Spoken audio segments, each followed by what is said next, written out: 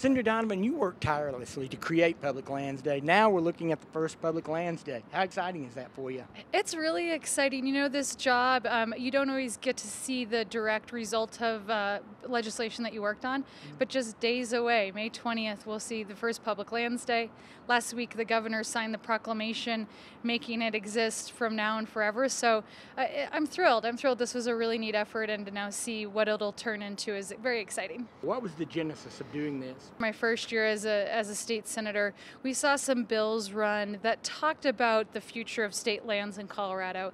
And I was certainly concerned that there was an effort that used to exist on the very outside level of politics that was becoming more mainstream about if our public lands would stay public. So Public Lands Day was an attempt to bring a positive message to that, to have play offense rather than defense, and try to express the sentiment of many Coloradans of how they feel about their public lands, that they're worth celebrating, that they're like so important to our quality of life, and they're like the economic engines of so many of our small communities. So why not put a day on the calendar so that we can rally around them and really express how much we love our lands?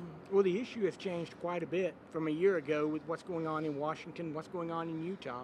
How does that change the conversation on the eve of the first Public Lands Day? Yeah, it will be interesting to see how the DC conversations impact how people choose to celebrate it here.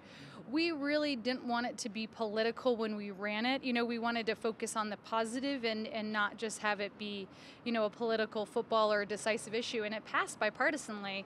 But now, I think with what the discussions that are happening in DC, where it seems like the national politic may threaten our public lands being public, I could see some people using this day to rally and or support public lands. So that wasn't the intent of it a year ago, but now it's the people's holiday. They can do whatever they want with it. It's theirs. Well, what kind of events are we going to see around the state?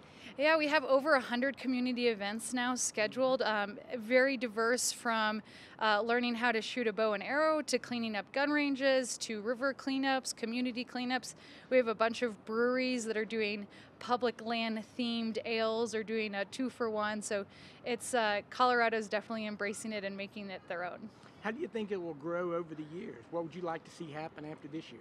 I hope it continues to foster the spirit of volunteerism, of using the spring to kind of clean up and make our public lands even better than they are. And also just a chance for us to pause and say, wow, we are so lucky to live here and have these public lands the way they are.